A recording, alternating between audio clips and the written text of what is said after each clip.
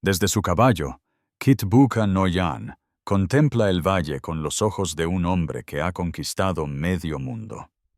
Tiene 58 años. Ha cabalgado desde las estepas de Mongolia hasta las arenas de Siria sin conocer la derrota. Bajo su mando cayeron ciudades milenarias.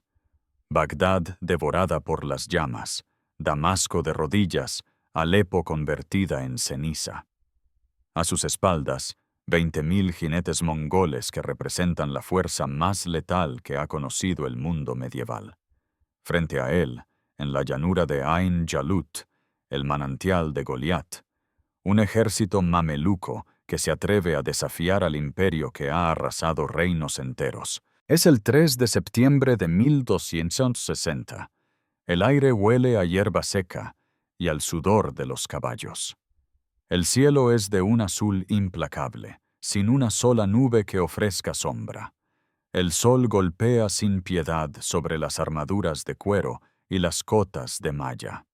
Los mongoles han cabalgado durante 3 días desde Damasco, atravesando tierras áridas donde el agua es más preciosa que el oro. Sus caballos están cansados, pero disciplinados. Han bebido en los pozos del camino, han comido lo necesario. Son máquinas de guerra con forma humana. Kitbuka no sabe que está a punto de jugar la última partida de su vida. Los mongoles llegaron a Oriente Medio como una tormenta de acero y pólvora. En 1258, Hulagu Khan, nieto de Genghis Khan, arrasó Bagdad con una violencia que aún hoy sobrecoge. Las crónicas cuentan que 800.000 habitantes fueron ejecutados en una semana, aunque las cifras exactas se perdieron en el caos. El río Tigris corrió negro con la tinta de los manuscritos quemados, luego rojo con la sangre de los eruditos. La casa de la sabiduría, que guardaba el conocimiento de 1000 años, se convirtió en ceniza. Los mongoles no distinguían entre soldados y civiles, entre sabios y mendigos. Todos eran enemigos hasta que dejaban de respirar. Hulagu había ordenado la construcción de torres con los cráneos de los caídos. No era crueldad gratuita, era un mensaje. Cada ciudad que veía aquellas torres sabía que la resistencia solo traía la aniquilación total. Damasco capituló sin luchar. Alepo ardió durante 3 días y el olor a carne quemada llegó hasta las montañas cercanas. Cada ciudad conquistada enviaba el mismo mensaje. La resistencia es inútil, la rendición es supervivencia. Pero había un enemigo que los mongoles no habían previsto. No era un reino, ni un ejército convencional. Era algo más peligroso, hombres que no tenían nada que perder. Los mamelucos de Egipto nacieron de una paradoja brutal. Eran esclavos comprados en los mercados de Crimea y el Cáucaso, niños de 8 a 12 años arrancados de sus familias, descendientes de las tribus túrquicas que dominaban las estepas desde tiempos ancestrales. Los tratantes de esclavos los seleccionaban cuidadosamente. Buscaban niños fuertes, rápidos, con ojos desafiantes. Los débiles morían en el viaje. Los que llegaban a Egipto eran convertidos en algo que nunca pidieron ser. Los sultanes ayubíes los entrenaban desde la infancia en un solo propósito: matar con eficiencia quirúrgica, forjándolos en el arte de la guerra que sus antepasados Kipchak habían perfeccionado durante generaciones. Aprendían a montar antes de aprender a leer. Practicaban con arcos de madera hasta que sus dedos sangraban, luego con arcos de guerra capaces de perforar una armadura a 100 metros.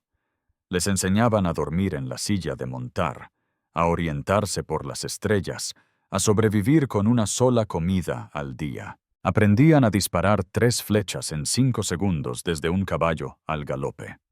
Podían cabalgar durante 18 horas seguidas con raciones mínimas, bebiendo sangre de caballo cuando no había agua. Conocían tácticas de los pueblos de la estepa, persas, turcos, escitas. transmitidas de generación en generación. Sabían cómo fingir una retirada para atraer al enemigo a una emboscada. Cómo usar el terreno como arma. Cómo convertir una derrota aparente en una victoria devastadora. No tenían patria, ni familia, ni lealtad que no fuera al grupo que los forjó en el combate. Eran hermanos de armas en el sentido más literal. Habían compartido hambre, dolor, victorias y derrotas. Se llamaban entre ellos por nombres que significaban hermano de espada o compañero de sangre. Y cuando alguien amenazaba a uno, amenazaba a todos. Y cuando el sultán Turan Shah intentó reemplazarlos, creyendo que podía controlarlos como piezas de ajedrez, lo asesinaron durante un banquete. Lo rodearon mientras bebía vino, le clavaron dagas en el pecho y el vientre, y lo dejaron desangrarse sobre los cojines de seda. Ninguno de ellos mostró remordimiento. Habían matado al hombre que los había traicionado. Qutuz, un mameluco que había sobrevivido a la masacre mongola de su ciudad natal cuando era apenas un adolescente, tomó el poder en 1259 como un hombre marcado por el fuego y la pérdida, con una herida abierta que nunca cerró y un ejército de asesinos profesionales dispuestos a seguirlo hasta la muerte. Había visto a su madre morir bajo los cascos de los caballos mongoles. Había visto a su padre decapitado por negarse a arrodillarse. Esos recuerdos lo perseguían cada noche y lo convirtieron en el único líder capaz de enfrentar a los mongoles sin pestañear. Cuando Hulagu exigió la rendición de Egipto mediante un ultimátum insultante, una carta que llamaba a los mamelucos esclavos sin honor y prometía convertir el Cairo en un río de sangre. Qutuz ejecutó a los embajadores mongoles en la plaza pública ante miles de testigos. Les cortó las cabezas con su propia espada y clavó sus cráneos en las puertas de El Cairo, con una inscripción que decía: «Esta es la respuesta de los esclavos sin honor». Era una declaración de guerra sin retorno. No había marcha atrás. O Egipto resistía o desaparecía del mapa. Ain Jalut no fue elegido por azar. Qutuz y su general Baibars, un guerrero con una mirada inquietante, un ojo marcado por una mancha blanca que los supersticiosos llamaban la marca del destino, y cicatrices de viruela que le daban aspecto de criatura salida de las pesadillas. Estudiaron el terreno durante semanas. Enviaron exploradores que midieron cada colina, cada quebrada, cada fuente de agua. Dibujaron mapas en la arena. Probaron diferentes formaciones. Discutieron durante horas bajo las estrellas. El valle era estrecho, rodeado de colinas cubiertas de matorrales y rocas. Un embudo natural que canalizaba cualquier ejército hacia un espacio reducido. Los mongoles dependían de su movilidad. Oleadas de jinetes que atacaban, se retiraban, atacaban de nuevo, agotando al enemigo con 200.000 flechas disparadas en cuestión de minutos. Podían rodear a un ejército, dividirlo, destruirlo por partes. Pero en un valle estrecho, esa ventaja desaparecía. Era como meter a un lobo en una jaula. Baibars propuso el plan: usar la táctica que los propios mongoles habían perfeccionado, la retirada fingida, atraerlos hacia el valle con un señuelo irresistible, y luego cerrar la trampa. Qutuz aceptó. Y Baibars tomó 1.000 jinetes y se adelantó, los mejores arqueros mamelucos, hombres que habían cabalgado con él durante años. Su misión no era ganar, era ser el cebo, sobrevivir el tiempo suficiente para que los mongoles mordieran el anzuelo. El 3 de septiembre, al amanecer, los exploradores mongoles reportaron la presencia del destacamento mameluco acampado en la entrada del valle. Kitbuka, veterano de 50 batallas que había luchado en China, Persia y ahora Siria, reconoció la táctica de inmediato: un señuelo para atraerlos hacia una emboscada. Era demasiado obvio. Un destacamento pequeño, expuesto, vulnerable.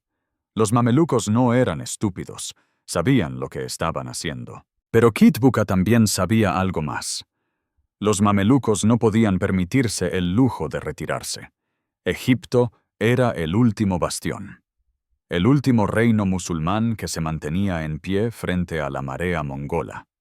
Si huían ahora, si abandonaban Palestina sin luchar, el imperio mongol engulliría todo Oriente Medio sin oposición. No tenían opciones. Tenían que pelear aquí, en este valle, o rendirse y ser esclavizados. Kit Booka decidió aplastar el señuelo de todas formas. Incluso si era una trampa, él tenía 20.000 hombres, los mejores jinetes del mundo. Si los mamelucos querían pelear, él les daría una batalla, y luego perseguiría al ejército principal hasta El Cairo y quemaría la ciudad hasta los cimientos. Ordenó la carga. Los mongoles atacan con la precisión de una máquina de guerra, perfeccionada durante décadas de conquistas. 3 oleadas de jinetes se despliegan en formación de media luna, disparando mientras avanzan, cada flecha lanzada con la fuerza suficiente para atravesar un escudo de madera a 50 metros. No gritan, no hacen ruido innecesario, solo el trueno de los cascos y el silbido de las flechas que cortan el aire como avispas enfurecidas. Baibars ordena la retirada fingida, una maniobra que los mamelucos practican hasta la perfección desde que son niños. Pero la presión es real, casi insoportable. Las flechas mongolas caen como lluvia mortal. Una de ellas roza su mejilla, dejando un corte superficial que sangra sobre su barba. Otra se clava en el arzón de su silla, a centímetros de su muslo. Un jinete junto a Baibars cae con una flecha clavada en el cuello, la sangre brotando en chorros que manchan la arena. Otro se desploma cuando su caballo tropieza en una piedra suelta y cae hacia adelante, aplastando a su jinete bajo su peso. Los gritos de los heridos se mezclan con los relinchos de los caballos asustados. La tierra tiembla bajo los cascos de los mongoles, miles de animales galopando en formación cerrada. Huelen a sudor y cuero curtido, a polvo y metal caliente bajo el sol. El cielo se oscurece con el polvo levantado por 40.000 cascos golpeando la tierra reseca. Baibars no mira atrás. No puede. Sabe que si rompe la formación, si muestra el más mínimo signo de pánico, la retirada fingida se convertirá en una masacre real. Sus hombres galopan en línea recta hacia el fondo del valle, donde el terreno se estrecha como la garganta de un embudo. Mantienen la distancia justa, ni tan cerca que los mongoles los alcancen, ni tan lejos que pierdan el interés. Es un equilibrio delicado, mortal. Cada metro que avanzan, el valle se estrecha más. Las colinas se alzan a ambos lados como las paredes de una fortaleza natural. Los matorrales se vuelven más densos. Los mongoles siguen disparando, pero ahora tienen menos espacio para maniobrar. Sus formaciones se comprimen. Kit Booka ve la maniobra. Es demasiado obvia, casi insultante en su simplicidad. Pero también es la única opción que tienen los mamelucos: retirarse hacia terreno conocido o morir en campo abierto. Ordena acelerar la persecución. Quiere terminar esto rápido. Quiere aplastar a ese destacamento insolente y luego marchar sobre El Cairo antes del anochecer. El valle se cierra a su alrededor como una boca. Cuando los mongoles están a 300 metros del fondo del valle, cuando ya han penetrado tan profundo que la retirada se vuelve complicada, las colinas eructan fuego y acero. 15.000 mamelucos emergen de los matorrales en ambos flancos, ocultos durante horas bajo ramas y tierra, esperando en silencio absoluto con los caballos amordazados para que no relinchen. No son una carga desorganizada. Es una maniobra coordinada, ejecutada con precisión de relojería. Los arqueros mamelucos disparan en salvas sincronizadas. 3 flechas cada 5 segundos. Mientras los lanceros cargan cuesta abajo con el impulso del terreno multiplicando la fuerza del impacto. Los mongoles intentan girar, pero están atrapados. Las colinas bloquean los flancos. El estrecho valle impide la dispersión. No pueden desplegar sus formaciones, no pueden usar sus tácticas habituales. Están comprimidos, apiñados, vulnerables. Los caballos chocan entre sí. Los jinetes caen bajo las patas de sus propias monturas. El polvo se vuelve tan denso que apenas pueden ver a 10 metros de distancia. Kitbuka grita órdenes, pero su voz se pierde en el caos ensordecedor de miles de hombres y caballos chocando en un espacio demasiado pequeño. Un mongol a su lado recibe una lanza en el pecho y es arrastrado 10 metros antes de caer, dejando un rastro de sangre en la arena. Otro muere cuando una flecha le atraviesa el ojo y sale por la nuca, salpicando sesos y sangre sobre los que están detrás. Baibars gira su caballo y carga de frente, con los ojos inyectados en sangre y una sonrisa feroz en los labios. Ya no es una retirada, es una tenaza cerrándose. Los mamelucos atacan desde 3 direcciones a la vez. Los mongoles, por primera vez en décadas, están siendo cazados como animales. Kitbuka sabe que está perdido. Puede sentirlo en los huesos, en el peso muerto del aire, pero es un guerrero mongol, nieto de las estepas, heredero de Genghis Khan. Los guerreros mongoles no se rinden, no suplican, no huyen. Reúne a 500 jinetes, los que aún quedan con vida, los más duros, los veteranos de 1000 batallas, y ordena una carga suicida directa contra el centro mameluco. Es la única manera de romper el cerco, atravesar la línea enemiga como una lanza de hierro o morir intentándolo. No hay plan B, no hay retirada estratégica, solo hierro y sangre. Los cascos resuenan como tambores de guerra, un ritmo fúnebre que marca el final de un ejército. Los mongoles cargan sin gritar, sin miedo, sin dudar, con la disciplina silenciosa de hombres que han matado y conquistado durante toda su vida. Kitbuka cabalga al frente, con la espada en alto, el rostro cubierto de polvo y sangre seca. Las líneas chocan con el sonido de huesos rompiéndose y metal desgarrando carne, un estruendo que ahoga cualquier otro ruido. Un mameluco pierde el brazo de un sablazo mongol, el miembro cercenado cayendo al suelo aún sosteniendo la espada. Otro cae cuando un mongol le clava una lanza en el costado, atravesándole los pulmones. Kitbuka alcanza a derribar a 2 enemigos antes de que una flecha le atraviese el hombro derecho, haciéndole soltar las riendas. No grita, no se queja. Gira su caballo con la mano izquierda y sigue atacando, blandiendo la espada con la fuerza que le queda. Pero los mamelucos no retroceden. Son 15.000 contra 500. Cada mongol que cae no es reemplazado. Cada mameluco que muere es cubierto por otros 2 que ocupan su lugar. La aritmética es brutal, implacable. Kitbuka recibe una segunda flecha, esta vez en el muslo, atravesando el músculo hasta clavarse en la silla. El dolor es cegador. Su caballo, herido también, se desploma hacia un lado. Kitbuka intenta ponerse de pie, pero una lanza lo atraviesa por la espalda, rompiendo costillas y perforando un pulmón. Cae de rodillas. La sangre moja la tierra seca de Ain Jalut, formando un charco oscuro que se absorbe lentamente en la arena. Los mamelucos lo rodean, formando un círculo de lanzas y espadas. Kitbuka levanta la vista, con los ojos aún feroces, desafiando a sus captores incluso en la derrota. Lo arrastran ante Kutus, que lo mira en silencio durante largos instantes, viendo en él el reflejo de todos los mongoles que masacraron su ciudad natal años atrás. Puede ver las caras de su madre, su padre, sus hermanos, todos muertos bajo las espadas mongolas. Kitbuka no pide clemencia, no ofrece rendición, solo escupe sangre y pronuncia sus últimas palabras con desprecio. Si me matas, el Gran Khan enviará ejércitos que convertirán este valle en tu tumba. Morirás ahogado en sangre mameluca. Kutus asiente levemente, sin expresión en el rostro. Baibars le corta la cabeza de un solo golpe, limpio, profesional.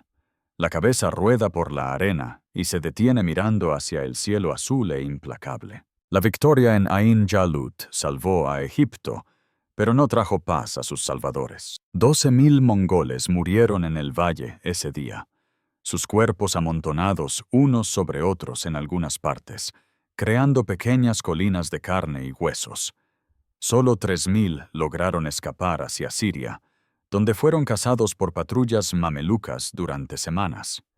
Los que fueron capturados vivos fueron ejecutados públicamente en las plazas de las ciudades liberadas, como advertencia. El imperio mongol, invencible durante medio siglo, descubrió que había un límite a su expansión. El límite marcado por hombres que preferían morir antes que someterse. Pero Qutuz no vivió para disfrutar su triunfo. 3 semanas después de la batalla, mientras regresaba a El Cairo en procesión triunfal, Baibars y un grupo de oficiales lo emboscaron durante una cacería en las afueras de la ciudad. Qutuz murió con una flecha en la espalda, disparada por uno de sus propios hombres, igual que miles de mongoles en el valle. Ni siquiera tuvo tiempo de gritar. Baibars se proclamó sultán esa misma noche, sentado en el trono aún tibio de su antecesor. El hombre que había salvado el mundo islámico inauguraba su reinado con un asesinato. No mostró remordimiento. Los mamelucos entendían el poder de una manera que los reyes convencionales no podían comprender. El poder se toma, no se hereda. El impacto de Ain Jalut resonó durante siglos, alterando el curso de la historia mundial. Hulagu Khan, furioso por la derrota y humillado ante sus generales, planeó una invasión masiva de Egipto con 100.000 hombres. Pero la muerte de su hermano Möngke en China lo obligó a regresar a Mongolia para disputar el trono imperial. La tradición mongola exigía que todos los príncipes estuvieran presentes en la elección del gran Khan. Hulagu cabalgó hacia el este y nunca regresó a Oriente Medio. Cuando finalmente envió otro ejército en 1281, los mamelucos los aplastaron nuevamente en Homs. El imperio que había devorado ciudades enteras, que había arrasado reinos milenarios, se fragmentó en khanatos rivales. La Horda Dorada en Rusia, el Ilkhanato en Persia, la dinastía Yuan en China. Ninguno volvió a amenazar Egipto. La marea mongola se había detenido para siempre en un valle polvoriento de Palestina. Baibars gobernó durante 17 años con mano de hierro. Construyó fortalezas en las fronteras, masacró cruzados en Antioquía, ejecutó a rivales políticos en banquetes públicos y murió, según algunos cronistas, envenenado accidentalmente con una copa de vino destinada a un enemigo, víctima de su propia paranoia. Su legado fue un sultanato mameluco que sobrevivió hasta 1517, cuando los otomanos finalmente lo conquistaron con cañones y armas de fuego que los mamelucos se negaron a adoptar. Pero en 1260, en un valle llamado Ain Jalut, un grupo de esclavos entrenados para matar había logrado lo imposible: detener la marea mongola. Habían demostrado que los invencibles podían sangrar, que los conquistadores podían ser conquistados, que incluso el imperio más grande del mundo tenía límites. Hoy, el valle de Ain Jalut es un campo de cultivo en el norte de Cisjordania. Los turistas no lo visitan. No hay monumentos, ni placas conmemorativas, ni museos que expliquen lo que ocurrió allí. Solo tierra y hierba bajo un cielo implacable.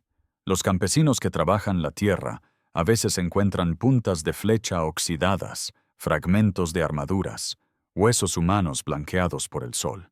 Pero si caminas por allí al atardecer, cuando el viento sopla desde las colinas y la luz se vuelve dorada, aún puedes oír el eco de 40.000 cascos en la distancia. El olor a sangre seca y polvo antiguo. El último grito de Kitbuka antes de que la espada lo decapitara.